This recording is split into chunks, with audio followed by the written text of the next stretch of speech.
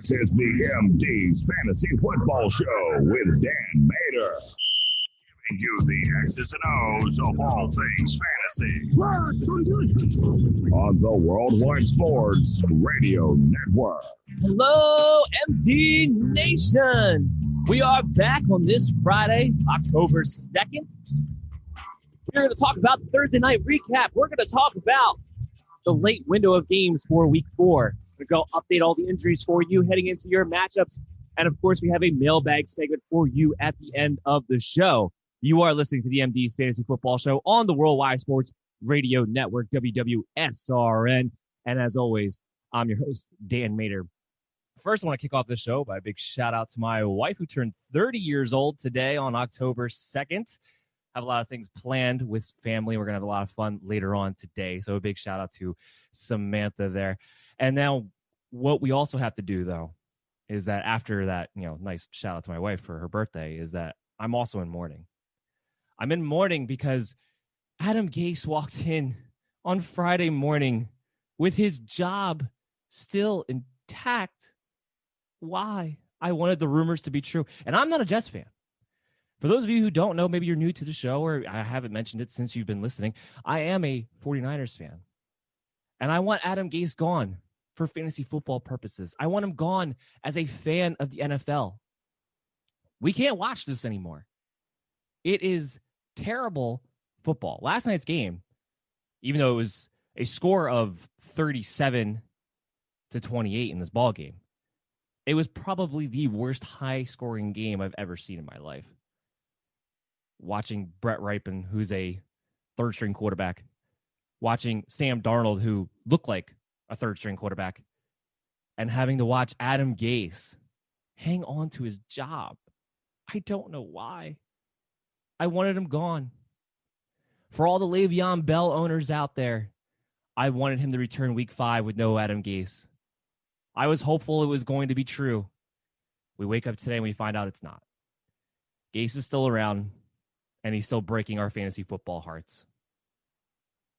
But on a more serious note, the other news we have to talk about before we actually get into the real content of today's show is the Tennessee Titans and the Pittsburgh Steelers. Mostly the Titans side of the ball, though. So they had another player test positive for COVID yesterday. Then they had two more players test positive for COVID this morning. And now, if this trend continues, if more people begin to test positive, we have more positive reports over the weekend for Tennessee, all of a sudden next week's game with the Titans and the Bills is going to fall into question. That's going to be brutal. As I said yesterday, the silver lining is that Minnesota does not seem to be affected. They still, as of this morning, have not had one player, one personnel staff, anybody test positive for COVID. But the Titans, if you have to go another week with no games, and if they go a second week, I don't think they can make that one up. So there's a real chance here that the Titans and the Bills, because if that game gets affected, it'll also affect the Bills next week as well, could wind up playing 15 games this season. Now, we knew this was a risk this year that this might happen if a breakout took place.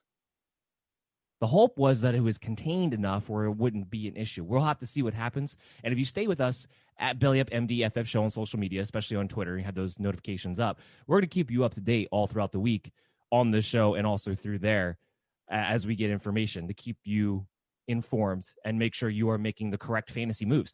Now, this should go without saying before we get into the fantasy analysis of what this news could be. Of course, we wish a speedy recovery for the Titans. We hope that no one else tests positive. We hope that they're able to contain it. We hope that everyone is going to be better quickly. This is a fantasy football show. We have to examine this from a fantasy football perspective and what the impact of this news is. The first thing that immediately jumps to my mind when viewing it through that scope is that look at the Derrick Henry owner. Look at the A.J. Brown owner. Look at the Jonnu Smith owner. Are they 1-2? Are they 0-3? Are they panicking a little bit? Do they need active players now? And with this news today about them possibly missing Week 5 as well, it could be time to buy low. Derrick Henry just had a great game, but if he's possibly going to miss the next 2 weeks, because the Tennessee Titans might not play. And also keep in mind, we still don't know who the Titan players are that tested positive. I'm not suggesting that they are, the Derrick Henry, the stars of the team, but we don't know who they are. That's the point. It could be time to buy low because they're going to come back eventually. And if, like I said, you're sitting there, the owner of those guys are 0-3, 1-2. They already had to make last-second plans for today's or this week's matchup. And now they're realizing they might have to make different plans for next week too. They could be willing to sell low. That's something you have to look at, something you have to take advantage of. A.J. Brown's going to be back whenever Tennessee comes back because he was expected to come back in week 5. So if they don't have a week 5 and they have a week 6, he'll be back then. He'll be back whenever they're ready to come back. Jonnu Smith has been a top 10 tight end. He's going to, if you can get him dirt cheap, because there are a lot of other tight ends that you can go ahead and stream, I can understand that. But Derrick Henry's stock as far as trade value is never going to be lower than it is right now. You're still going to have to give up a pretty penny for it. But if you have the depth, if you can pull the trigger, if you can catch that owner panicking because of this news, now would be the time to attack. Now would be the time to go after him. So from a fantasy standpoint, that is what you have to examine. As far as everything else goes, it's kind of a wait and see pattern. You have to wait and see if you're going to be able to have your Bills players next week. We don't know yet. We still have to wait and see when this Titans-Steelers game is going to get rescheduled. Or if they do miss next week, is it the Titans and Steelers that gets rescheduled, or is the Titans and Bills that gets rescheduled? They're going to have a dilemma there. I don't know which one's going to be better for that. So there's just a lot of wait and see. So the only real fantasy analysis advice that I can give you right now is that you can possibly buy low on some of the key players on the Titans right now. But it's just a very unfortunate situation. And we've been doing so well and got to this point without having a mishap. And it just kept coming. But fantasy owners, you knew that this was going to be a risk when you played this season. So this is how you make the best of it. And you have to prepare. And you have to have depth this season. So be diligent on those waiver wires. And keep listening to the show. And we're going to keep helping you along the way. Hit us up on social media. Hit us up on the MD Nation hotline, 609-362-2480. That all gets you on the mailbag segment, but it also contacts us, and we will, even if we don't put your question on the show, I'm still going to give you the best possible advice that I can give you with the information that I have at hand. I'm going to be here to help you the whole way. So take advantage of that. We're here for you.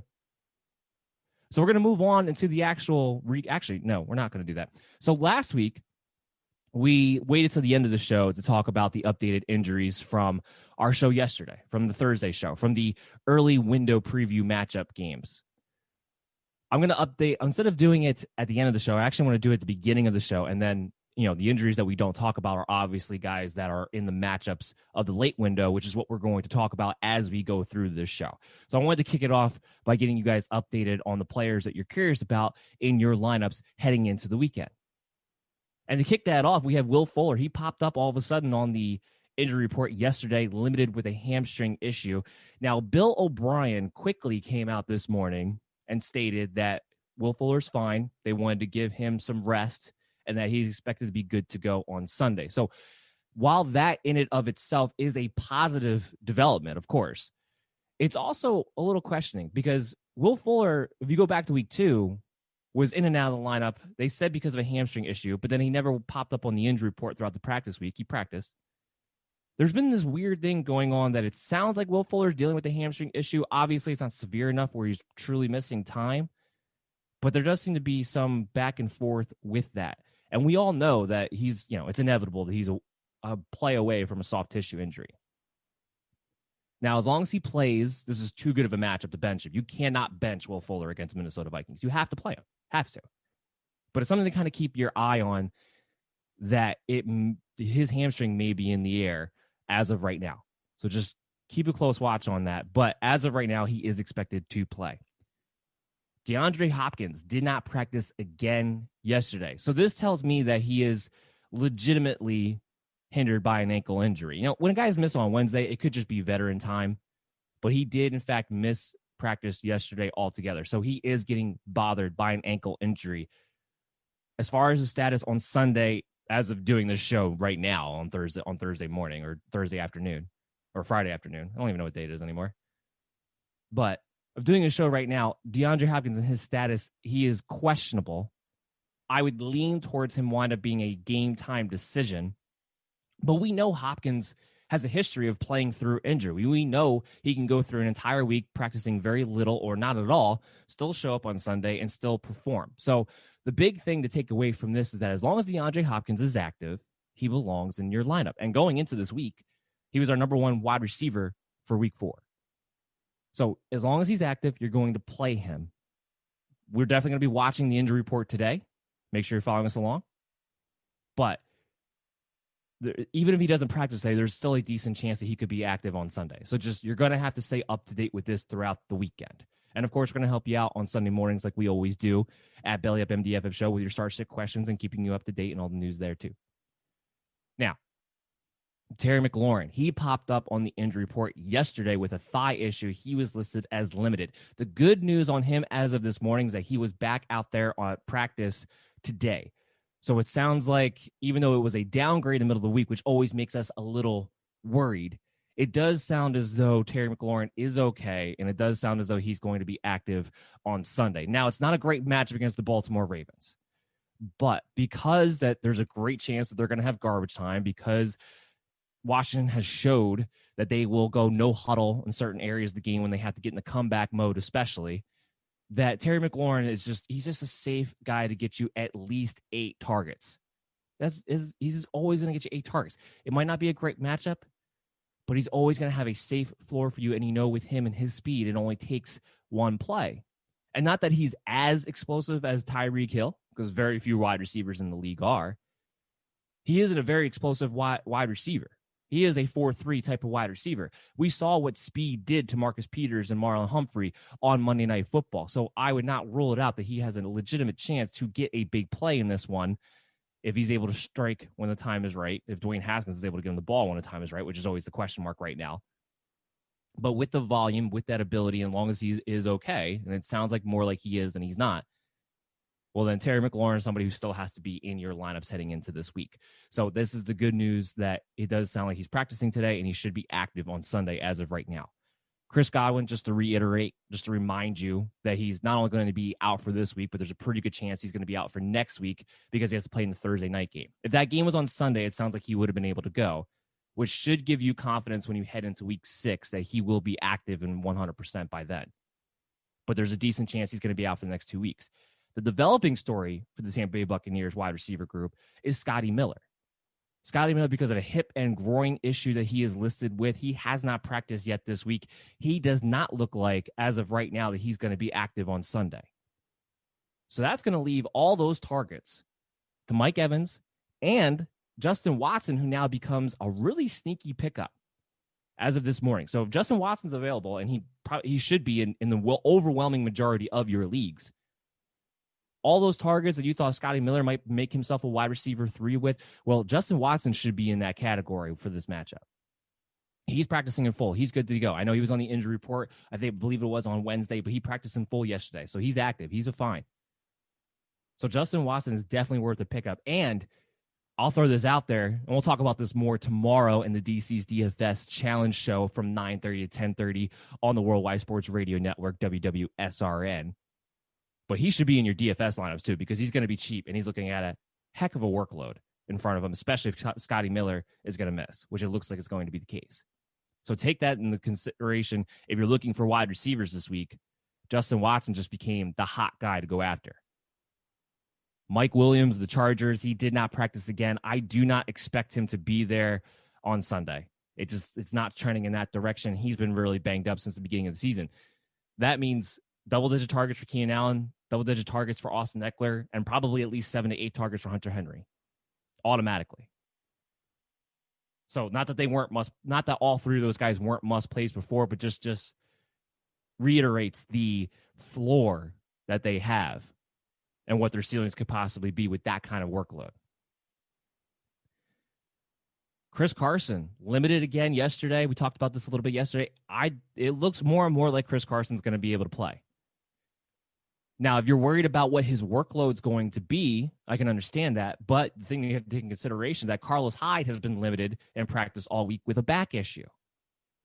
So he's not going to necessarily be less healthy than Carlos Hyde is this week, which means he might not have his workload as limited as it might have been heading into this week. And I don't think they would rush Chris Carson out. Seattle's undefeated right now. So there's really no reason to rush Chris Carson out there, a team that is a playoff-bound team, unless they're pretty confident that he's going to be healthy enough to really be able to play and handle a normal workload.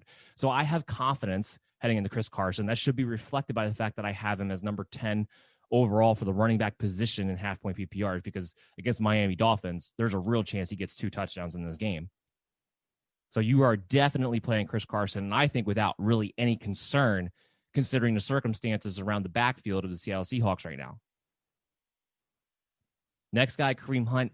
He didn't practice Wednesday. He didn't practice Thursday. The report is, as of this morning, he is at practice today. So it does sound like Kareem Hunt will be active and available on Sunday after all. And it sounds like that means he should be an RB2 in all of your lineups. I had ranked Chubb and Hunt with the idea that Hunt was still going to find a way to be active because they kept saying the groin issue is not a serious one. So I kept thinking they were probably going to still have him out there. So I still have Kareem Hunt as number 18 overall, with Nick Chubb being number 12 overall at the running back position for halfway PPR leagues. Kareem Hunt has to be in your lineup as an RB2. Am I a little worried that they might limit his workload a little bit, especially depending on how the game is going on Sunday? Yeah, I am a little bit worried about that, because if he's not 100% and it is a groin issue, something that is easily re-aggravated, something that could easily get worse depending upon, if he's not moving well or whatever, I am a little concerned that we might not see the normal 15-touch Kareem Hunt that we've seen throughout the season. But as long as he's active and he's out there, and they continue with the tone and perspective of they're not very concerned about it, which is what the tone has been around Kareem Hunt, then you have to play him as an RB2, because you have to assume he's going to be involved. This team's still going to revolve around the running back, even though Dallas is a little bit better against the run than they are against the pass. But you still have to play him as an RB2. Nick Chubb, of course, is a must play. But overall I'm saying I'm not worried about Kareem Hunt and having a super limited workload on Sunday. Last two that I want to update you guys on that were from yesterday's show is Michael Thomas and Jared Cook. Michael Thomas, limited practice the past 2 days. They've been talking about him eyeing up a week 4 return. Today, though, they come out and say he's not a lock for Sunday, meaning they're going to play it cautious. Oh, and I just got some breaking news here right now live on the show. So you can hit that drop. Breaking news. It is official. The Tennessee Titans and the Pittsburgh Steelers have had their game rescheduled for week 7. Yeah, I don't have exactly what day. That's all I have right now coming through our desk is they are going to play their game for week 7. So keep that in mind. As of right now, it doesn't say whether it's a Thursday game or a normal Sunday game. It just says that they will have their game during week 7, which was the Titans' original bye week, but it wasn't the Steelers. Steelers' bye week was in week 8, so I'm not exactly sure how that's going to work or what day that's going to be. But as of right now, they have been rescheduled for week 7, the Titans and the Steelers. So that happening now. Keep that in mind for when you move forward towards the week 7 buys for the Tennessee Titans that were originally their buys, and for the Steelers players. All right, so moving on, we were talking about Michael Thomas. We were talking about Jared Cook. So Thomas, they're being more cautious with Thomas now, which is kind of what I expected. It's kind of what I talked about yesterday. I said I didn't have him ranked because I still really do not believe it makes any logical sense for the Saints, who are playing the long game, to rush Michael Thomas back against the Detroit Lions team that you should be able to beat without him. The only reason I thought they might still do is because they are 1-2. They had 2 tough losses in a row. And they may just want to ensure that they have their best weapons out there to get back to 500, which I can understand, but it's still the Detroit Lions. So I'm still of the belief that I don't believe Michael Thomas will actually be active at the end of the day. And this kind of goes to that belief as far as them saying he's not a lock for Sunday. So we're going to have to watch that throughout the weekend. Again, follow us at BellyUpMDF show on Twitter, and we'll keep you up to date on that. Jared Cook, I don't believe he's going to be active. He has not practiced Wednesday. He didn't practice Thursday. I haven't got the report yet exactly what's going on with the Saints today. We will probably later on in the afternoon, but he is severely banged up right now with a groin issue. So I do not expect Jared Cook to be able to suit up in this game. If Michael Thomas and Jared Cook do not go, that does not mean play Emmanuel Sanders and Tre'Quan Smith. I know it's a great matchup. If you want to play them in DFS, sure. Yeah, I'll take that chance all day long in DFS, and I'll take my chance on Tre'Quan Smith because he has the best chance for a big play. And logically speaking, the targets should be in line for both Sanders and Tre'Quan Smith if you have no Thomas, if you have no Cook. But you can't trust either one of these guys. It was clearly Tre'Quan Smith in week 2. It was 50-50 in week 3. The only person I really trust in the passing game, the only person I really trust in the Saints at all right now is Alvin Kamara. So I am not going to play them in a redraft league, but I will take the chance on a Tre'Quan Smith or even Emmanuel Sanders in DFS because that price is going to be right and the matchup's going to be right and the possibility of targets is going to be there. But I'm not doing it in redraft. The floors are just too low because they could just dominate this game with Kamara and Latavius Murray out of the backfield if they wanted to. So that wraps up the updated injuries from the games that we talked about yesterday in the early window preview matchups. Remember, if you want to go back and listen to that, all you have to do is download the WWSRN app on iOS or Worldwide Sports Radio Network on Android, and you can go back and listen to it, or on your favorite streaming app, whether it be iHeart, iTunes, Google Play, Stitcher, Spotify, Belly Up Sports' MD's Fantasy Football Show. It's all you got to do is search, and you can listen to any episode you want to. So make sure you go ahead and check that back out. Now that we've got the updated injuries out of the way, let's go ahead and dive into the Thursday night recap. The actual fantasy analysis of it, not the Adam Gase still has a job woefulness of it all. Ugh. So hard to say. I was so ready to celebrate. I was so ready to give a eulogy for Adam Gase's career this morning. So disappointed I don't get to do it. But I do believe it will happen, and we'll save it for another day. Don't you worry. So let's start off on the Jets side of the ball. Sam Darnold. Hey, his legs were alive. Broke off a 46-yard touchdown in this one. Looked more spry than Frank Gore ever has in the last 10 years. But he was still a terrible quarterback. About 50% completions. Only 5.5 yards per completion. 230 yards on the day. No passing touchdowns. Didn't throw any picks. He was harassed. He was harangued. He was sacked quite a bit. That offensive line, especially when it comes to passing, is still terrible. Because remember, the Denver Broncos, outside of Bradley Chubb, they don't have much of a pass rush anymore. This is not the Broncos defense of old. And they still got to him 6 times. The offensive line, they're much better at run blocking. I know that the running backs don't necessarily show it, but it's also because it's Frank Gore and LaMichael Perine. That's why you're not getting a lot of production on the ground game. But this is all around terrible. The only thing from a fantasy note that we talked about going into the game that I would be willing to play and came out with a great game was Jamison Crowder. 7 catches, 104 yards, 10 targets. That's 2 games now this season that while the Jets as a whole have been completely terrible, that Jamison Crowder has gotten 7 receptions and gone over 100 yards in his game. The only difference between this game and week 1 is that he just didn't score. But he looked pretty good for a guy who is, quote unquote, not going to be 100% off of his hamstring issue in that game. He looked pretty good to me. He was getting in and out of his breaks. And like I said, he reestablished himself as a high floor wide receiver 3, especially in half point, full point PPR leagues. He's the only wide receiver that Sam Darnold has any confidence going to. I mean, that was just proof on the field. Anytime it was a critical situation, Darnold would just stare down Crowder until he got open. Now, I know Jeff Smith, he actually wound up with 7 catches for 81 yards on 9 targets. And if you're saying to yourself, who? Exactly. Don't bother him with fantasy football. Jamison Crowder has reestablished himself as a wide receiver 3 moving forward in this game. That's the only thing you really need to take out from a fantasy perspective for the Jets. On the Broncos side of the ball, Melvin Gordon came through for me. I was a little worried because he was getting bottled up quite a bit there in the first half, but because we had Melvin Gordon ranked as the number 3 running back on the week, and I feel pretty confident that he's going to be somewhere in that territory now after going 23 carries for 107 yards and 2 rushing touchdowns. The last rushing touchdown is pretty much what sealed the game, that 43-yarder, where it was a very impressive run. He runs into the middle of the line of scrimmage. It looked like a rugby match. It looked like it was going nowhere. And all of a sudden, there goes Melvin Gordon. He just bounces out and takes it to the house down the sideline. Great game out of him. We expected a great game out of him. Now, Philip Lindsay is getting closer and closer to return. I would not be surprised if he was back for week 5. So how that's going to work as far as the split goes, we will have to see.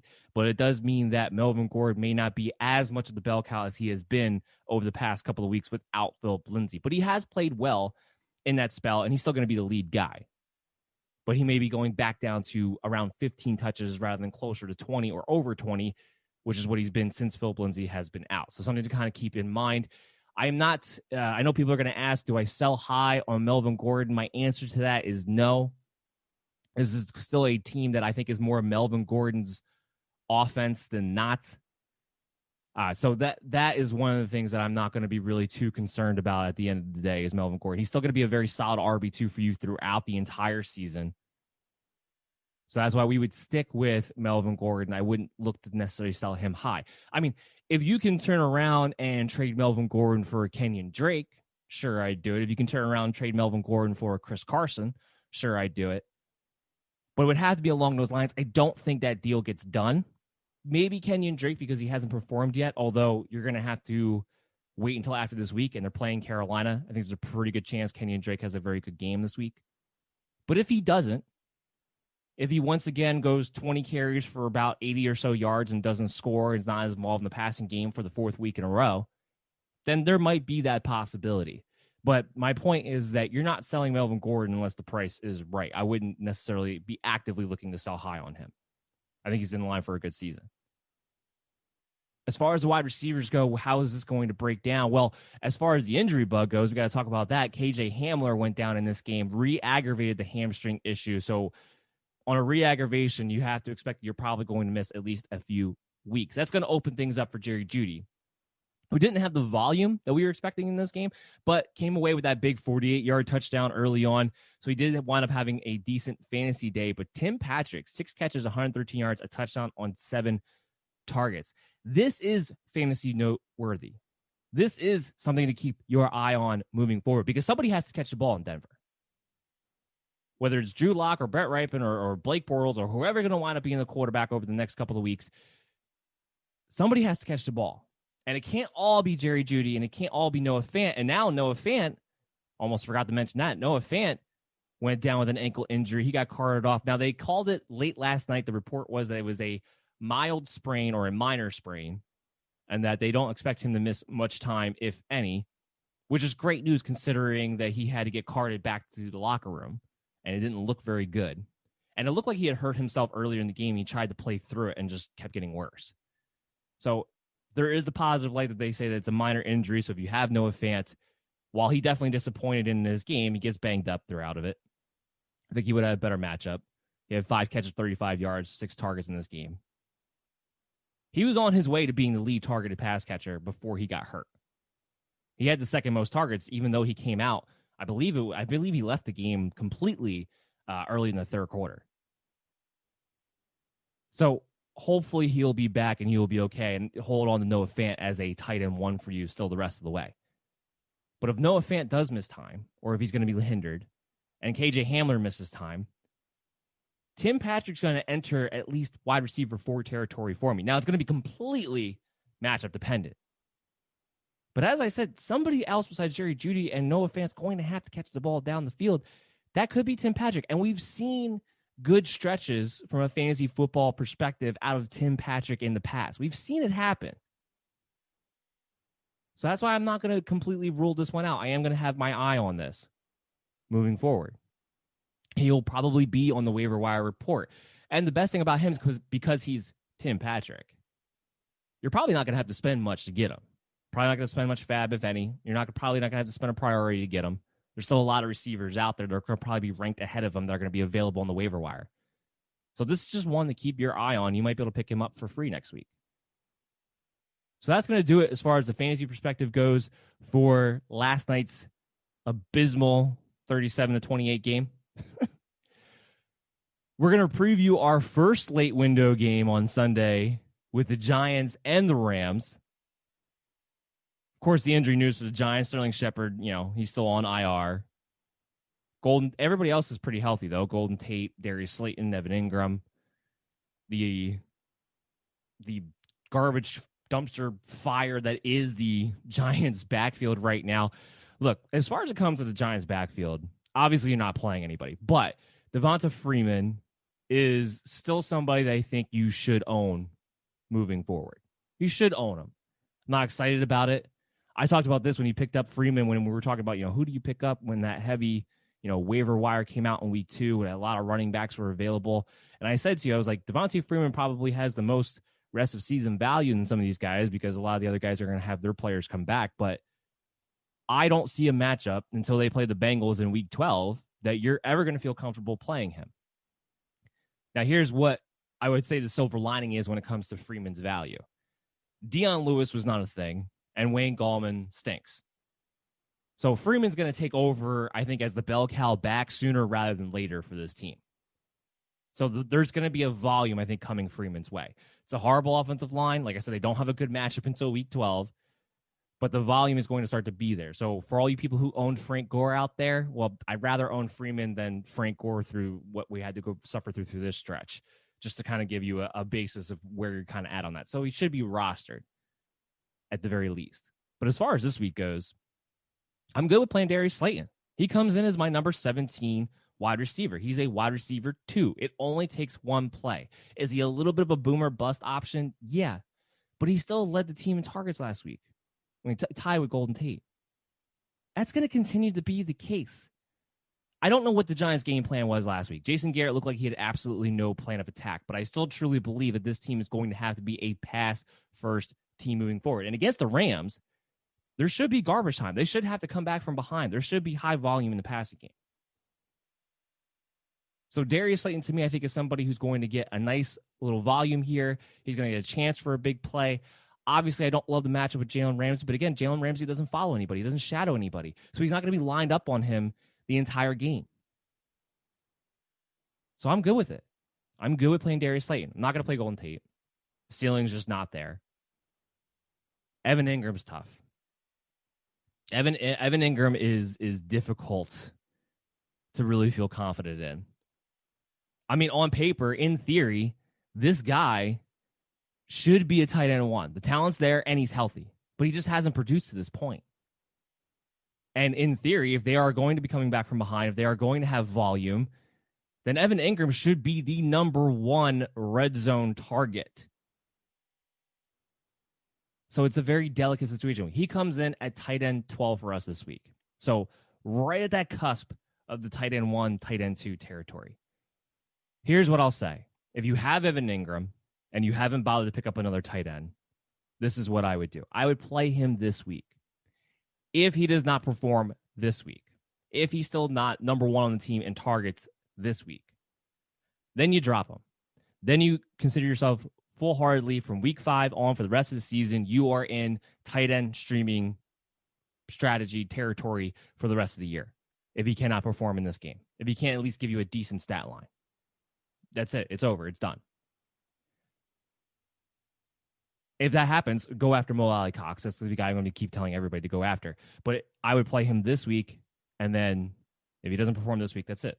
The Evan Ingram experiment is over because you cannot continue to run him out there while he's actually healthy, which we don't know how much longer that will last, and he's still not performing. But in this matchup against the Rams, I do believe the Giants will play a little bit better, at least, than what we saw against the 49ers last week. That game was just very odd to me. He still should be the red zone target and what should be a pass-first team from here on out. I'm going to roll the dice one more week as my tight end 12. So on the Rams side of the ball, though, the big news, of course, for them is that Darrell Henderson is going to be the starter. Cam Akers is still not practicing. I don't believe Cam Akers is going to play this week. So if Henderson's getting the start, and he's looked infinitely better than Malcolm Brown for the past couple of weeks, and Cam Akers isn't going to play, well, Darrell Henderson might be looking at another 20-carry performance against the New York Giants, who have been getting torched on the ground games by every... Jerick McKinnon and Jeff Wilson Jr. combined for 3 touchdowns last week. If that doesn't tell you all you need to know about what you can do on the ground against the Giants, I don't know what does. So Darrell Henderson comes in as my RB14. He is a high-end RB2 for us this week. A must play. And you can have really great expectations for him as well.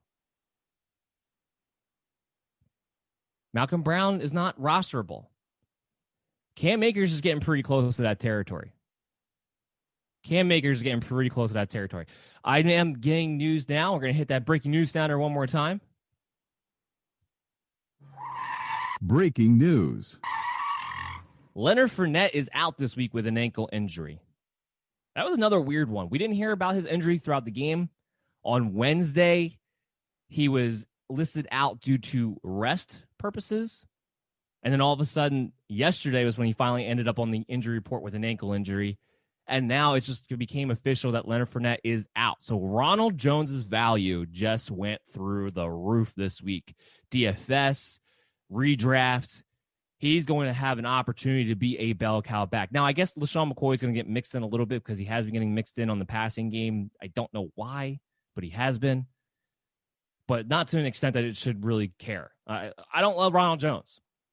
But if you're going to give me a running back who is going to get a bell cow worth of workload, which is what he's staring at now with no Leonard Fournette, Ronald Jones has to be a must play this week. And, obviously my rankings don't reflect this news. It just came out now.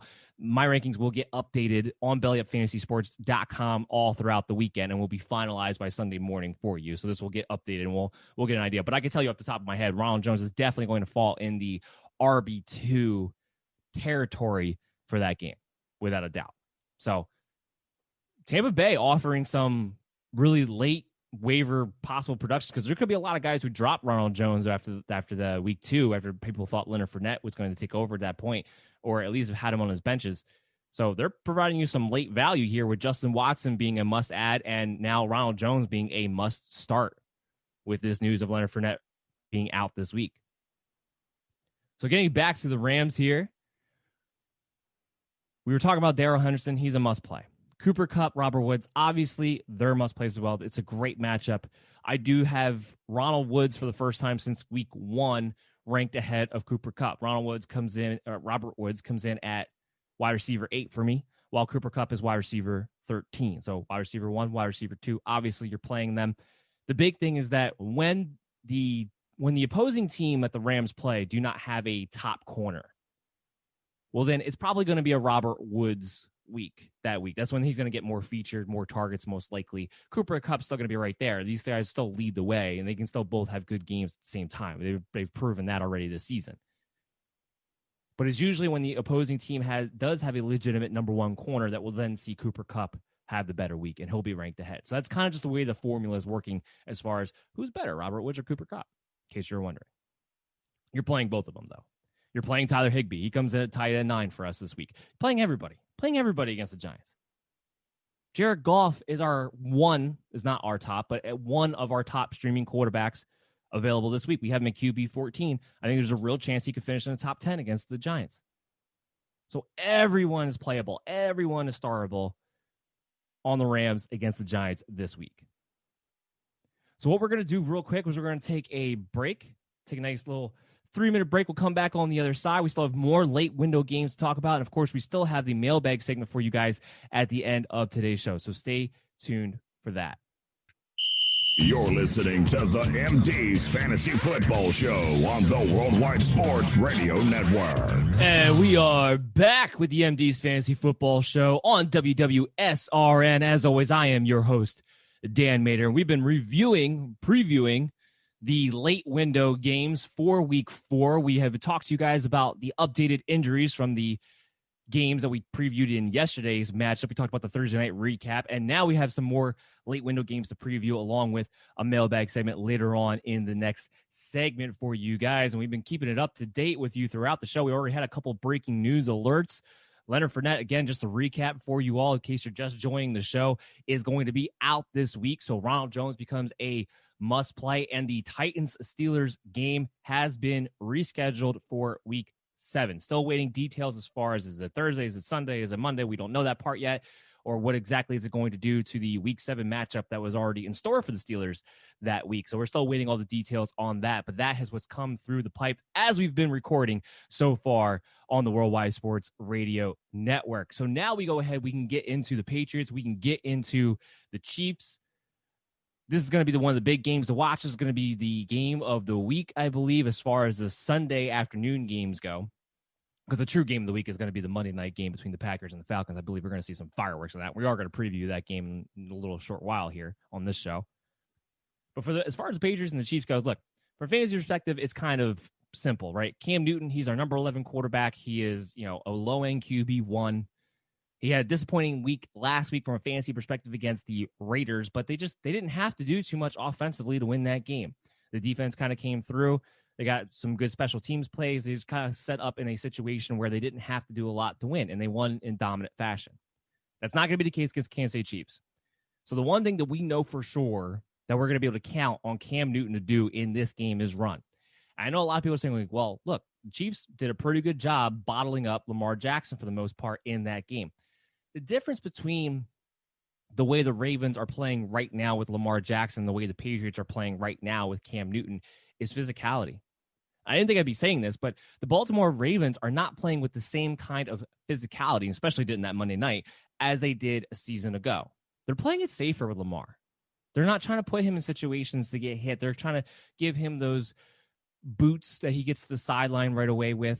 They don't want him running down the middle of the field. The difference between that and the Patriots right now, the Patriots don't care. Patriots are in 100% play bully football. And that's what we're going to see on Sunday. They don't care if they run Cam Newton down the middle. They don't care if they run Cam Newton as the goal line running back. And they don't care. It is 100% full throttle. As long as you are healthy, we are just going to try to out-bully everyone else. I don't expect that to change against the Kansas City Chiefs. Julian Edelman's a must-play in this game. Now he ranks out as a low-end wide receiver 2 for us, but he's still a must-play, especially in half-point, full-point PPR leagues. The volume's going to be there.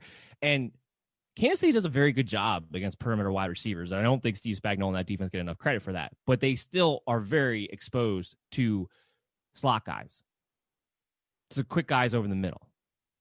Very exposed in that area. So I expect Julian Edelman to have a very decent game, at least in this one. The only guy I'm not going to play is N'Keal Harry. Because again, like I said, they do very well against perimeter wide receivers. And N'Keal Harry, he's a guy who I think is a bit touchdown dependent to me. Comes in for me is more in the wide receiver 4 territory. If you call it a touchdown, he could enter that wide receiver 3 territory. But I think you just have a lot of better options, like a Justin Watson we talked about earlier in this show. There's a lot of better options going into this week than I believe N'Keal Harry. So he's not a must-play for me. Really, when it comes to the Patriots, I think Cam Newton and Julian Edelman are the only must-starts for me this week. Because the backfield, I don't know if Damian Harris is going to be activated this week. He has been practicing. He's eligible to return. I don't think that's going to wind up being the case because James White's back.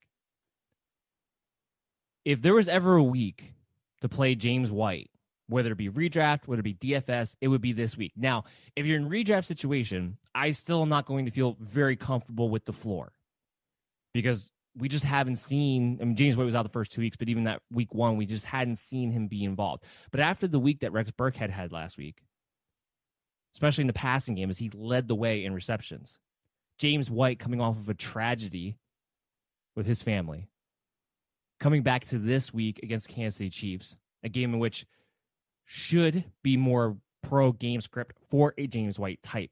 If there was ever a week to play him, it's this week. It's this week. And the more I talk about it, I think the more I'm talking myself into being able to play James White in redraft leagues and feeling pretty comfortable with that too, because when taking consideration, you don't have James Conner, you don't have Derrick Henry all of a sudden. You still don't have Raheem Mostert, you still don't have Le'Veon Bell, you still don't have Christian McCaffrey, you still don't have Saquon Barkley. All those situations out there, you are very well looking for a decent RB2, especially in half-point, full-point PPR leagues. There's a very good chance that James White could be right up there with Julian Edelman in targets this week. So James White, to me, is the only running back that you can play in this matchup, and I really would not be surprised if they had a particular game plan carved out for James White to try to have a good game this game. Just taking into all the variables and all the circumstances surrounding him and the Patriots and what's been going on with him and his family right now. And a game that would provide you with the idea that it would be a pro game script for a pass catching back to begin with. So James White is a definite possible play for you this week. I wouldn't go so far as saying a must play, depending on what your options are. But if there was ever a week to do it, this is the week. And he is a must play for me in DFS, without a doubt. Can't play Sony Michel. I know he had a big week last week. He still only had 9 carries. He's not somebody who's gotten a lot of volume. And last week against the Raiders is the best we've seen him play. I didn't know Sony Michel could run that far anymore. It's been so long since we've seen him get past the line of scrimmage. There's no way you can play Sony Michel. Especially with James White back in the mix. Rex Burkhead's still going to play at least to some degree. And being that J.J. Taylor out-carried, out-snapped Sony Michel last week, I don't know how you play him. I don't. So I don't think you do. James White's the only running back that I think you can play. Move to the Kansas City Chiefs. Is this a great matchup for Tyreek Hill? Is it a great matchup for Sammy Watkins? No. The corners of the Patriots are pretty good. They're also pretty good with the Baltimore Ravens. And the Kansas City Chiefs will lit them up. We don't have to spend a lot of time with the Chiefs. You're starting Mahomes. You're starting Clyde Edwards-Helaire. You're starting Tyreek Hill. You're starting Travis Kelce. I think the question in everybody's mind is, can you also start Sammy Watkins? And with the way the Chiefs are playing right now, my answer to that is yes. He still had a high volume last week. He was still amongst the top of the players in targets last week. Mahomes is spreading the ball around everywhere. So does Sammy Watkins have the same ceiling as a Tyreek Hill? No. But he's got a heck of a floor. Just the way that's off. And it doesn't matter what the matchup is. So I am okay playing Sammy Watkins as a wide receiver 3 this week, depending on what your options are. Because he does have a good floor, especially when it comes to half-point and full-point PPR leagues. And he is a guy who does have the ceiling of scoring a touchdown in any given week within this offense. So yeah, I would consider playing Sammy Watkins in my lineup depending on what your options are this week. So that means you're playing all fantasy relevant Chief players. I guess I'll mention it because he did have a good week last week. The only one you're not playing is Mecole Hardman. I hope people would understand that. Now, people have had an infatuation with Mecole Hardman for forever now, and it's always kind of driven me crazy to some degree because he doesn't play enough. I know when he's out there, I know in this offense, whether it's Hardman, whether it's Robinson, they always have this possibility that they could catch a 70-yard bomb. I understand that. But I don't know why people chase that to the degree that they do, especially when it comes to Hardman and Robinson. It was Hardman's week last week. The week before it was Robinson's week. It could very easily flip-flop again of who that fourth receiver is going to be. So no, I'm not chasing that. I'm not chasing that low of a snap count. I don't know why some people do, but don't. If you're part of MD Nation, you're listening to this show, let someone else make that mistake. But again, I've seen enough questions this week where I felt compelled that had to be addressed. Don't play Mecole Hardman. Don't play Demarcus Robinson. So we move on from this game. Thankfully, one of the games that doesn't have too many injury news. We move on to the Buffalo Bills. We move on to the Las Vegas Raiders. Again, the Bills, we don't want to spend a lot of time of it. You're starting all Bills players. Now, the only question is, what do you do with Devin Singletary and Zach Moss? Because this is a great matchup. Zach Moss is expected to be back this week. I think you can play Devin Singletary as a RB3, as a flex play this week. We have him in that territory ranked, even with Zach Moss back in the lineup. You saw what Sony Michel was able to do on 9 carries. Devin Singletary played very well last week. What we have not seen yet is the Bills really try to run the football, and they really haven't tried to do it no matter what the game script is. So even if this is a game in which they get up by a few scores, what we've seen so far this season is that they still are throwing the ball even in those situations. So I don't necessarily think that this is a game when you look at it and like, oh, well, maybe the Bills get up by a couple touchdowns and Devin Singletary and Zach Moss will get a little extra volume in the second half as they grind it out. It just hasn't been the case of what the Bills have been doing.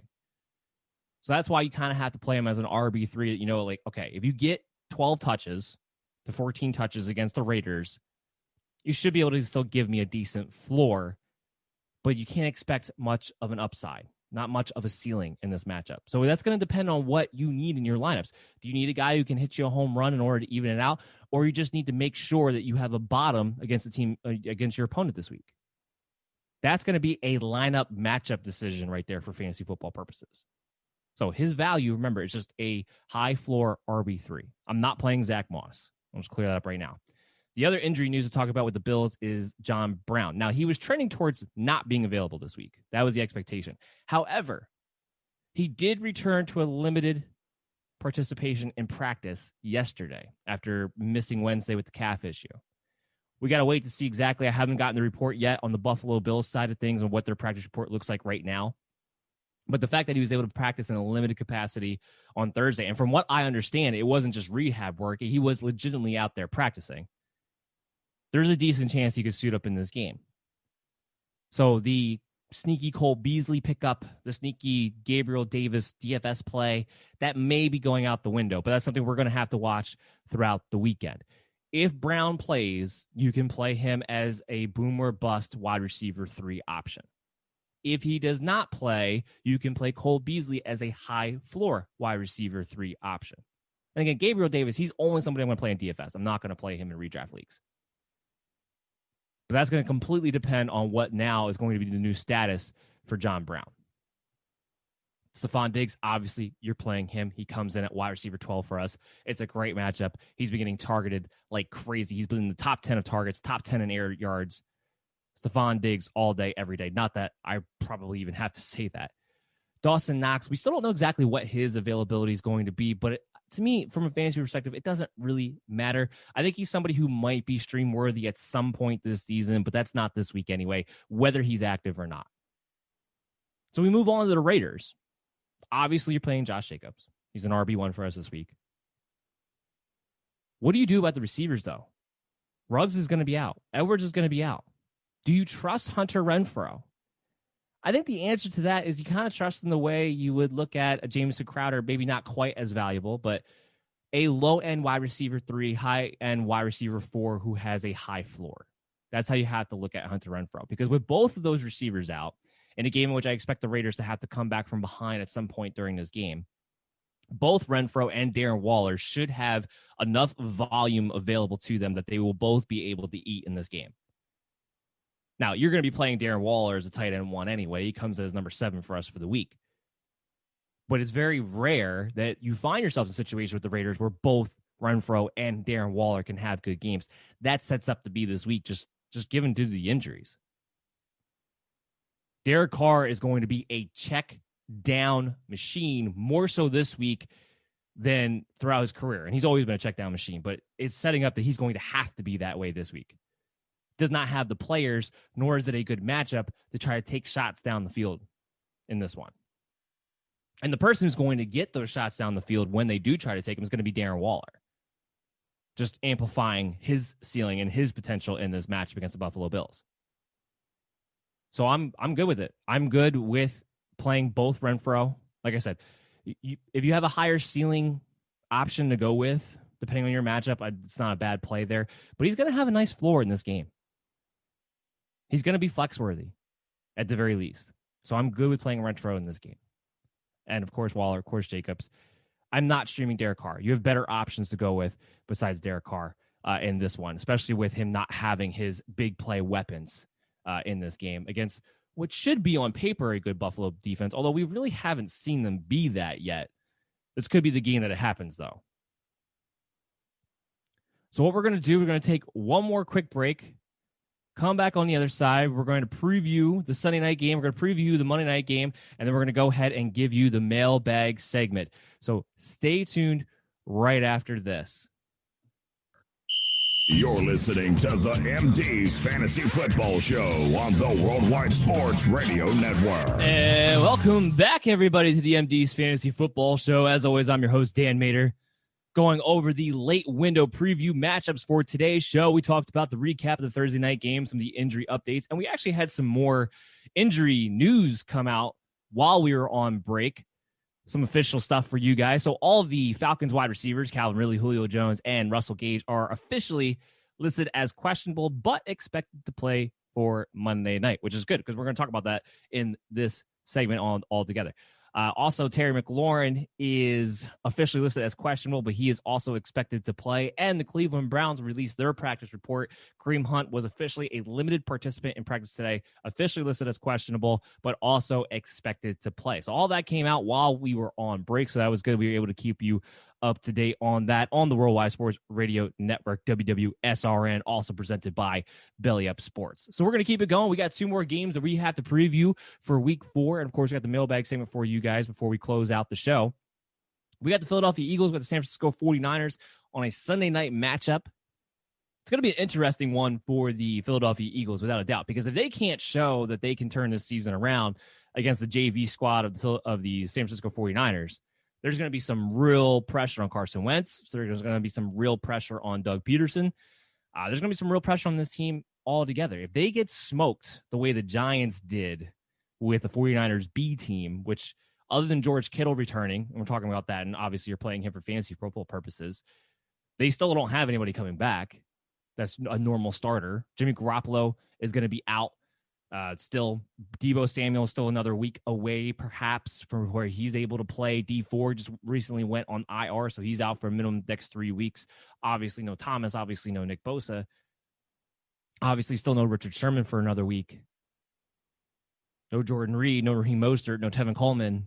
There's not really much other than getting George Kittle back. The 49ers are not in a much different state than they were last week against the New York Giants as far as who's available to play.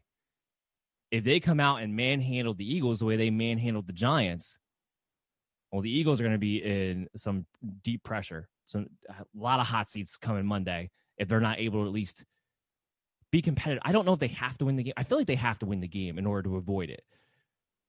But they have to make sure they don't get dominated like the Giants did, number one.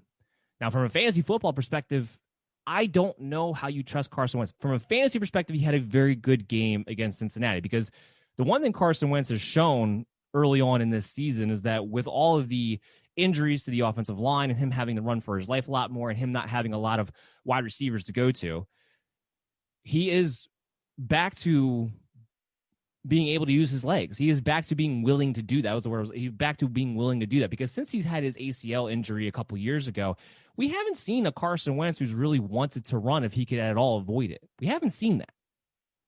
That has been the case so far this season, mostly due to necessity.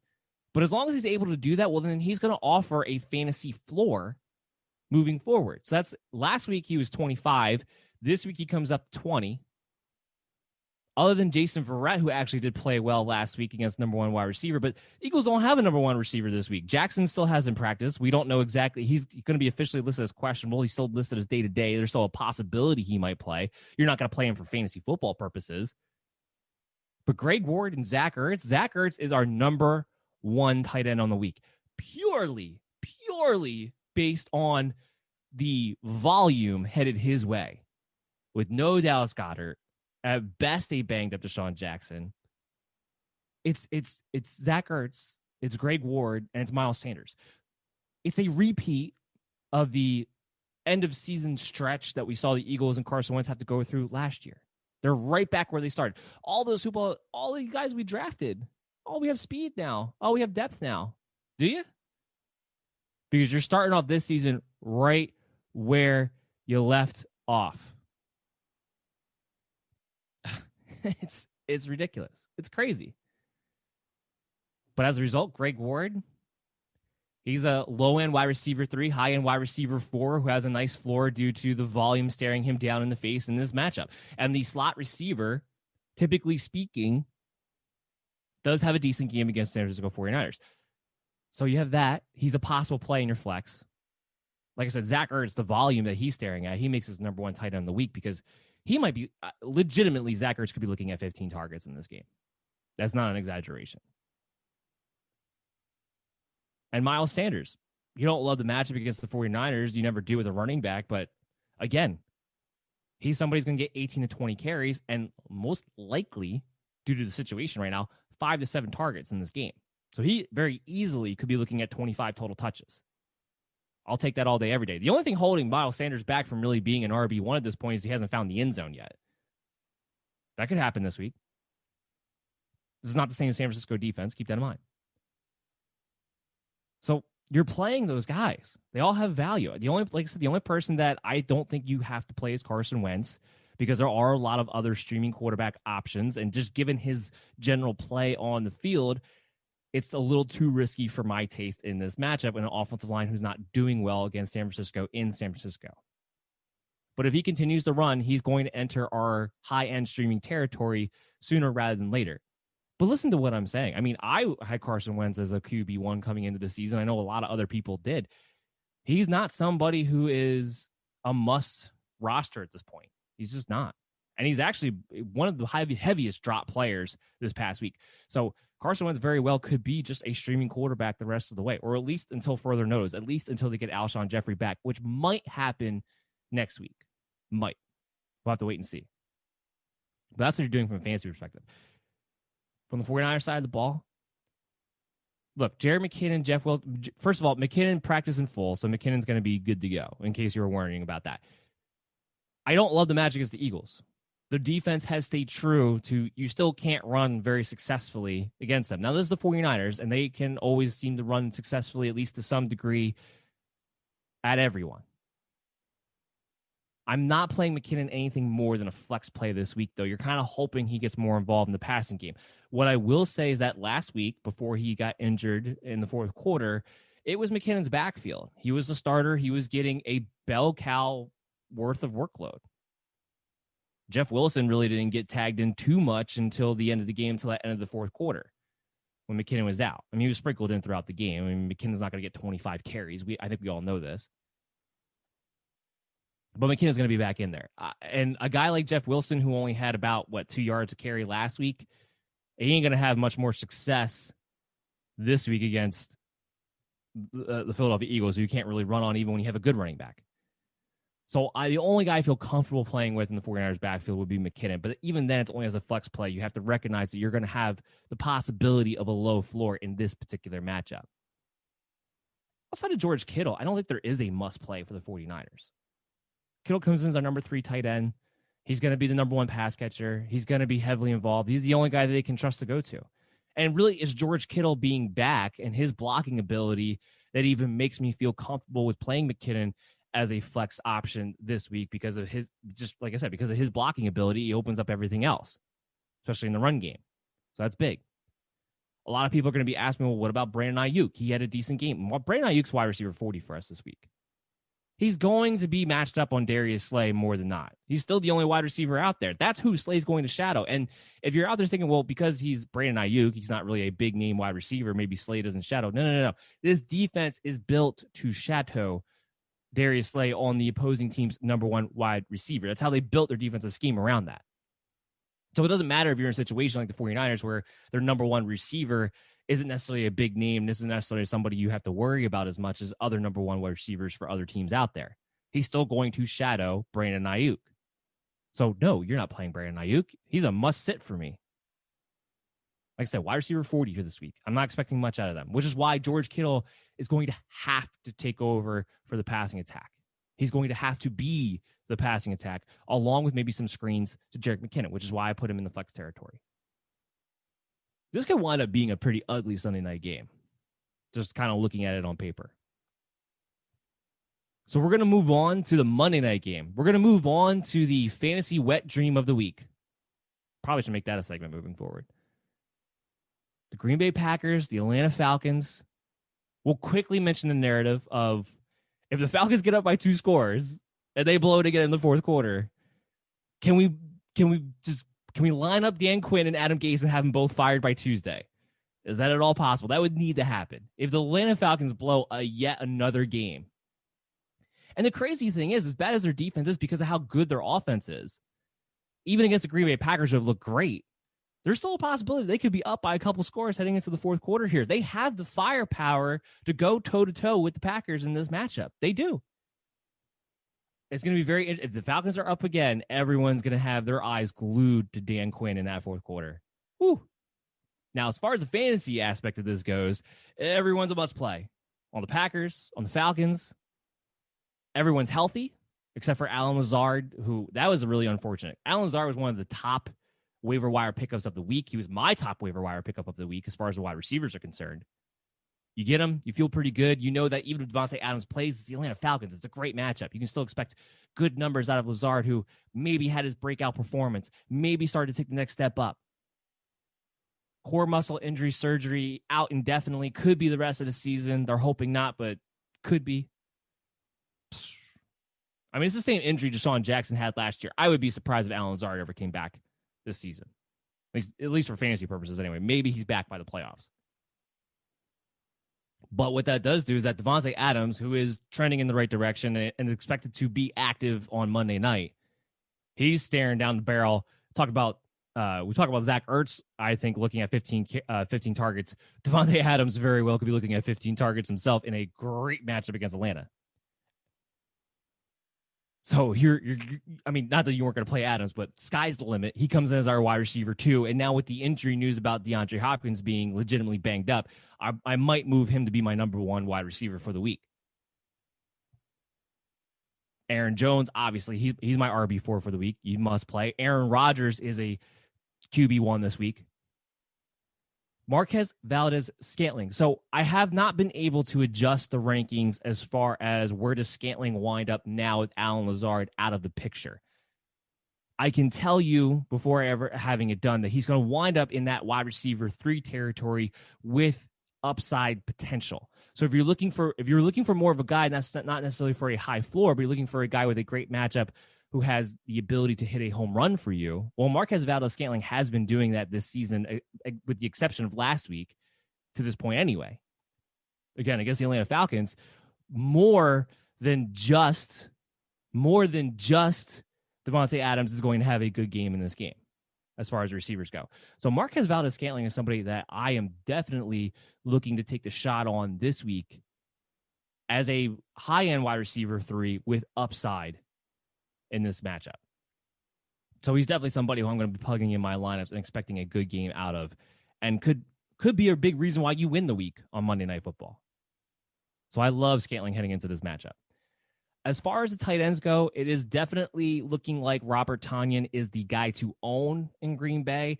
I still just don't trust the tight ends. Does he enter the streaming territory for us in this particular matchup? Yes, he's a stream-worthy tight end depending on what your other options are. But no tight end of the Packers is ever going to be a must-play for me because it's very hit or miss when they're actually involved in the game plan. And it doesn't really seem to matter what the matchup is or what the game script is.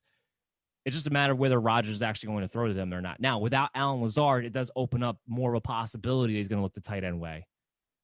But I think you just have guys with safer floors than Robert Tonyan heading into this game.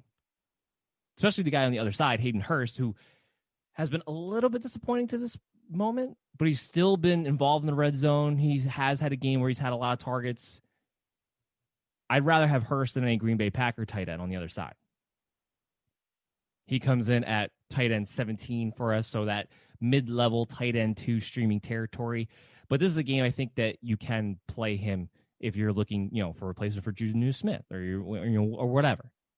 He's in that streaming category if you've been streaming tight ends. Like I said, coming out of the break, Julio Jones, Russell Gage, Calvin Ridley, all expected to be good to go for Monday Night Football.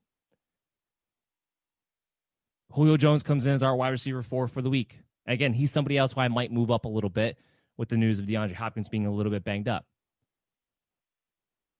I like that he took off last week. That was my big concern. As a Julio Jones owner, and I am in several leagues, I wanted him to take that week off because I didn't want to go through this every week thing where Julio Jones is out there really just to be a decoy because he's never gotten a chance to get healthy. He got a chance to get healthy. He's looked good so far throughout practice this week. They've been very positive on him all week long.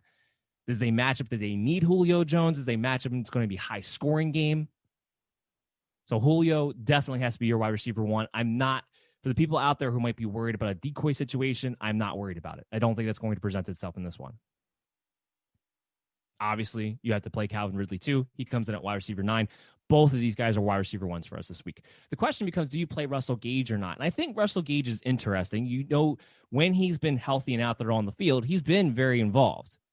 Like I said this before, he's the biggest reason why I think Hayden Hurst hasn't quite taken off the way myself and several others have expected, because they didn't expect Russell Gage to be as involved as he has been in the offense. So as long as he is out there and good to go, he has a bit of a floor coming into this game. There's a real possibility he's looking somewhere between 6 to 8 targets in what should be a high volume passing type of football game. So he has wide receiver 3 fantasy worth in this matchup, I guess you could say, as a decent floor, who has the capability of going over 100 yards and scoring in his own right. So there's a range of outcomes there that you're kind of looking for as a wide receiver 3, who's either, you know, your third receiver or your flex play. So he's somebody who's worthy of that, depending on what your matchups are. But he's not a must start, but he can. Now, Todd Gurley scored last week, had 80 yards. Snap count wise, it does seem like there's starting to be a more even split between Todd Gurley and Brian Hill. Here's what I'm going to say about this. First and foremost, Todd Gurley is a must start for us in this game because we all know he's still the goal line back, and Atlanta's going to have opportunities to score in this game. So there's a good chance that Todd Gurley is going to be able to score a touchdown. He comes in as RB16 for us. He still had 5 yards of carry against Chicago last week. Still looked okay. He was still able to gash them throughout the game. Packers are not anything that you're worried about, especially since they're a little bit banged up on the defense side of the ball in their front 7 at the moment. As far as the Brian Hill situation goes, I want people to remember last year. I want people to remember when Brian Hill took over for Devontae Freeman and was supposed to be the bell cow back, and from a workload standpoint was. And I want people to remember how ineffective Brian Hill was. So ineffective, in fact, that people were clamoring for Devontae Freeman to come back because they were getting nothing out of Brian Hill. My point to say is this. Even though the snap count might come off as seeming a little bit closer, until last week, the actual carries hasn't been close. And even last week, more than half of Brian Hill's production came on that 135-yard run. So I do not believe that this is actually a committee moving forward. I still believe Todd Gurley is somebody who's looking at 15-plus touches. And even last week, even though he had 14 carries, he actually had a reception, so he still got 15 touches. He's still somebody I expect to get 15 to 20 touches each week moving forward, and he's still going to be a touchdown threat, especially in plus matchups where the Falcons are able to score a lot of points. Now, again, if Todd Gurley scores this week, I talked about this last week, if Todd Gurley scores this week, you want to try to sell high on Todd Gurley if you possibly can. But I am playing him as a solid RB2 this week. Obviously, you're playing Matt Ryan. He comes in as QB9. So I have Ryan and Rodgers ranked right next to each other, both as QB1s. Like I said, this is the fantasy wet dream of the week, this Monday night game. So that actually wraps up our preview matchups for all of week 4, dating back to yesterday's show. Make sure you go back and check that out. So now we get to talk about the mailbag segment here. So as always, we have a couple questions for the mailbag segment from you guys. And remember, if you want to get on the mailbag segment or if you just want help with your lineups, with your fantasy dilemmas, all you have to do is go to social media at BellyUpMDFF Show for Twitter or Facebook. Leave us a comment, leave us a question, send us a message, whatever you want to do. You can hit up the MD Nation hotline, 609-362-2480. Leave your voicemail 24/7, any time of day or night. Comment, question, rant, whatever you want it to be. And of course, you can also email us directly, mdsfantasyfootball@gmail.com. So our first question on the day comes from Yama13 on Twitter. They asked me, do I trade Darrell Henderson and Gaskin for Joe Mixon? This is very interesting. I have Henderson ranked ahead of Mixon for this week, but I still value Mixon rest of season more. Cam Akers is going to come back at some point. It's still pretty clear to me that Sean McVay, even though Darrell Henderson is hot right now, is still going to treat this as a hot hand approach. So I'm very curious what happens when Cam Akers comes back, even though it's probably not going to be this week. Myles Gaskin is just a guy. He's going to be a bye-week fill-in for you in a flex or your RB2 position because of the workload that he's getting with the Miami Dolphins. We saw this last year out of Joe Mixon. We saw this last year out of Zach Taylor, where he played Giovanni Bernard at an annoying clip and eventually got wise and handed Joe Mixon the ball all the time. And Joe Mixon took over. Now, the difference between last year and this year is Joe Burrow. The difference is that this is a pass-first offense altogether. So at no point is the offense definitely going to throw through Joe Mixon the way that it did towards the end of last season. But I also don't believe Joe Mixon has to have 30 touches a game in order to give you RB1 level production. Joe Mixon, from a physical standpoint, has looked great to me. There's nothing wrong with Joe Mixon. Is the offensive line concerning? Yes. Is it concerning the way Zach Taylor has been splitting the snap counts and splitting up the passing down work? Yes. But we've seen Mixon turn it around. I will say this. The difference between Mixon and Darrell Henderson is that Mixon still has RB1 potential this season. So I would lean towards, yes, doing this deal, but it's circumstantial at the moment. Now, Yama 13 here doesn't tell me what his record is at this point. If you're 3-0, if you're 2-1, I am 100% doing this deal because I'm doing with the mindset that I have Joe Mixon, who has the potential to be an RB1 as we move forward throughout this season. If I'm doing it from a 1-2, 0-3 standpoint, especially 0-3, I don't know if I want to do this deal next week. If this deal is still on the table next week, then yes. But I don't know if I would want to do it this week, with Darrell Henderson definitely going to be the starter with no Cam Akers against the New York Giants. I don't know if I want to do that this week. Joe Mixon might get right this week against Jacksonville because it's the first decent matchup really that he's had so far this season. But I'm a little bit concerned.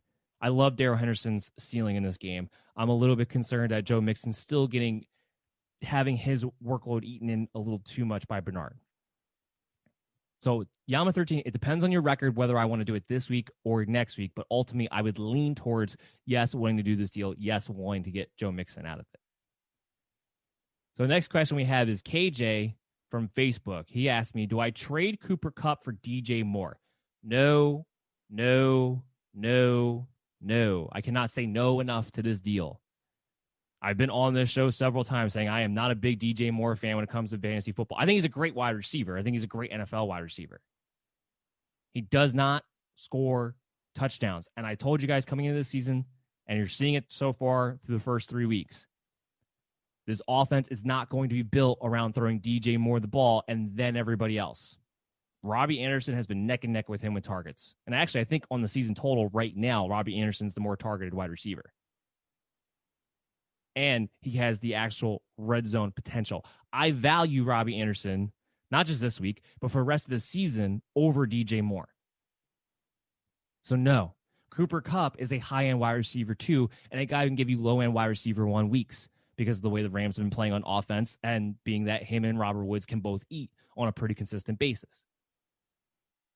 No, I'm not doing that deal. Cooper Kupp is more valuable than DJ Moore rest of season. Everyone's falling into this DJ Moore name brand narrative that he's supposed to be this big wide receiver too, is supposed to take the next step up in this offense. The volume's not there. He has to get 150 targets for him to return the value in which you drafted him in the 3rd round. It's not going to happen. So no, I'm not doing that deal.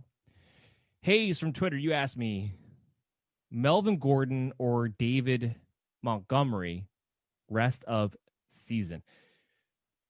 Yeah, even if Philip Lindsay comes back, it's definitely hands down Melvin Gordon for me. I don't really think it's particularly close for me in this matchup. Obviously, Melvin Gordon's had a lot of work the past couple of weeks without Philip Lindsay in there. But David Montgomery, I know that people have this idea that because there's no more Tariq Cohen for the rest of the season, that his work share definitely goes up. How much is going to go up by? He might get a little bit more work in the passing game. It might not be an automatic David Montgomery's not involved in that aspect of the game. But Tariq Cohen, it was hit or miss whether he was involved in the game plan at all. I mean, I talked about this a couple of weeks ago when they gave him the contract extension. I didn't understand why, because they never actually use the guy when they say they're going to, or how much they say they want to. So taking out Tariq Cohen, I don't think boosts the volume of David Montgomery that significantly. And on top of that, Cordell Patterson is playing at a pretty decent clip in his own right. And there's a very good chance that he's just going to be the passing down back moving forward anyway. And he's probably going to get more utilized than Tariq Cohen was going to. I'd be willing to bet on that too, as far as a volume standpoint on average. Melvin Gordon's a better running back than David Montgomery on top of it. So yeah, no, it's hands down Melvin Gordon. David Montgomery is still a nice RB3. He's still a young developing player. But Melvin Gordon is still going to be a 3-down back, even when Philip Lindsay is back in the mix. So hands down to me, rest of the season, I am definitely going with Melvin Gordon. That wraps up the mailbag segment. That wraps up the questions that we have for today. I'm going to just go over some last-second news that we are getting for you guys right now, and that is Mike Williams is absent again today, so that stands pat with what we believe that he's not going to be active. Bryce Love, now not that he's been fantasy relevant, but Bryce Love, somebody that we had talked about quite a bit, he in the offseason, maybe could he make an impact along with Antonio Gibson because he was having a nice, very nice training camp. He's going to land on the IR. He had a setback on his knee, so that's really unfortunate because Bryce Love, that means his career might be done if that's going to be the case. Again, Terry McLaurin listed as questionable, but expected to play. And that's going to pretty much wrap up that. So that's going to wrap up the show. I hope you guys all enjoyed it. I hope everybody's going to feel prepared heading into their Week 4 matchups. Remember, you can always hit us up on social media at BellyUpMDFF Show. You can always listen to this show or watch the stream on the Worldwide Sports Radio Network at WWSRN on iOS. Or you can always hit us up or you can always watch us on your favorite streaming app, whether it be iHeart, Google Play, Stitcher, Spotify, Belly Up Sports' MD's Fantasy Football Show. Remember, we're going to be back tomorrow with the DC's DFS Challenge from 9:30 to 10:30 with my co-host, Chris Pinto from Belly Up Fantasy. Make sure you're checking out the rankings on bellyupfantasy.com. Those will be up to date for you throughout the weekend and will be finalized for you, of course, on Sunday morning. And we will also be live on Twitter Sunday morning answering questions from 10 a.m. all the way up until kickoff like we are every single week at Belly Up MDFF Show. So make sure you're taking advantage of that as well. That's going to do it for us. We'll be back next week with the MD's Fantasy Football Show on Thursday from 12 to 1:30, as we always are, getting into the Week 5 matchups. Make sure you go ahead and check out the show for our pre-recorded episodes on Monday and Tuesday that come out when we do a recap of Week 4 and we talk about the waiver wire report. All of that and more coming to you guys. Well, stay tuned. Be safe. Have fun and win your Week 4 matchups. Everybody, take care.